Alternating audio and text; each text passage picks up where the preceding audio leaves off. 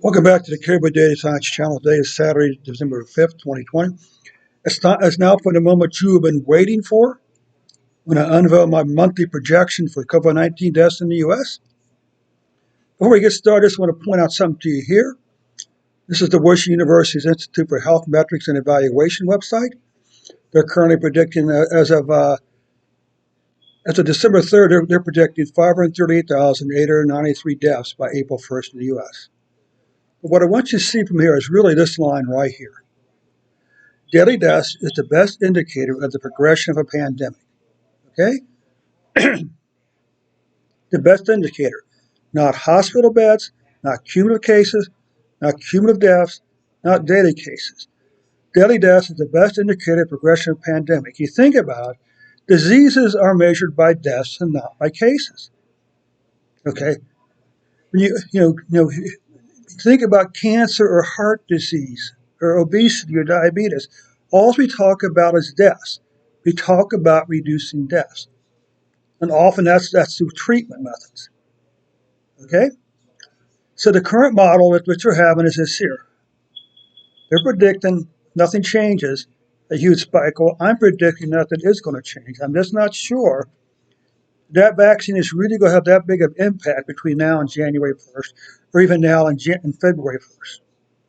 Maybe not even now between March 1st, because it's going to take weeks, if not months, to really for this vaccine to work its way through the population as a whole.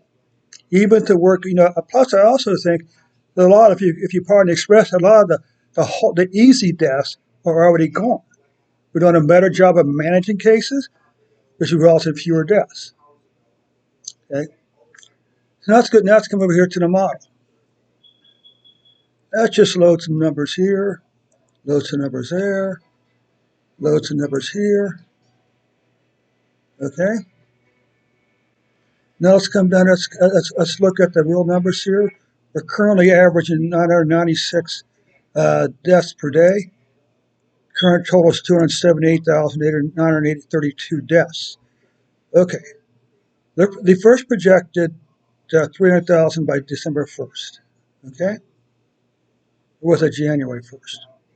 On September 1st, they projected, on September 5th, they projected 410,000 by January 1st. But then they continued to adjust that model here. Okay. On January 1st, on October 9th, that number was lowered to 363,000. Now, that number is 363,000.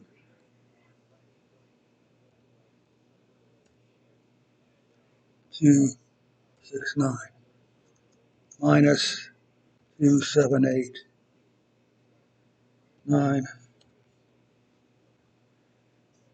Over the next 26 days, we have to make up 84,337 days, 1,000 deaths in order to reach that 369,000 deaths. Okay, so this is just my log of all the changes by Washington University, and this is my projection. And that's, except for these two numbers down here, March and April, all these projections are made back on October 17th. So we're past December 1st, okay? January 1st, I'm predicting 291,151 with a range of 276,000 to 305,000, okay? Currently at 278. I think this higher number is still looking pretty good. Okay. Where's the point? We're not even to 317,000 yet. Okay, we got a way to go. March 1st, I'm predicting 319,000 and change, plus or minus 5%. April 1st, I'm predicting 396,000 and change, plus or minus 5%. So let's take a look at the numbers for January. In order to reach that 363,000 deaths by January, we have to average 3,243 deaths. That's a significant difference between 996 and 3. And in our curve projection, we're going to wind up being 304,000, but I already said 291,000, okay? So we'll see. We'll see what happens here. January 305. This is going to be close. This is going to be close, okay? Maybe I should say it's plus or minus 25. So now let's actually plot these two numbers. Take a look. The red line is the 7-day moving average. We use that to get through the volatility to the underlying numbers, okay? Current average 996. 3,224. We have to average per day in order to get to 399,160. 339,163. This is the number we have to average per day to get to that number by January 1st. I don't think we're going to make it. February 1st, let's take a look here also.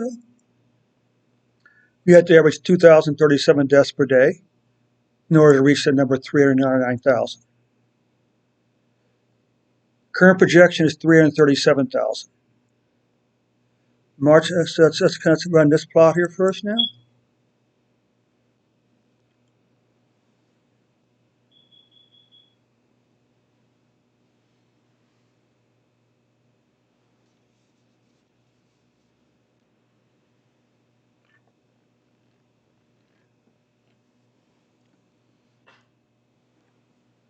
Okay, February 1st, again, 399,000. Current number of 996 deaths per day. Required average per day to reach 399,000 by February 1st.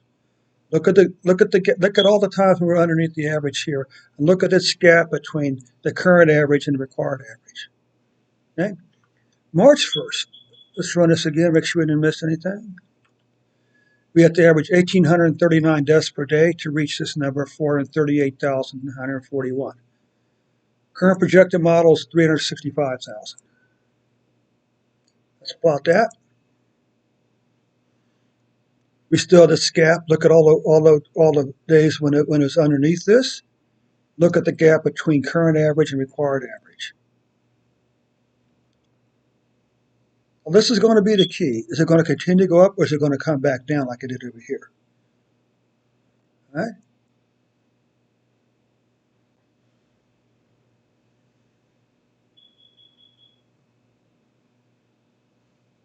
Now let's look at April 1st.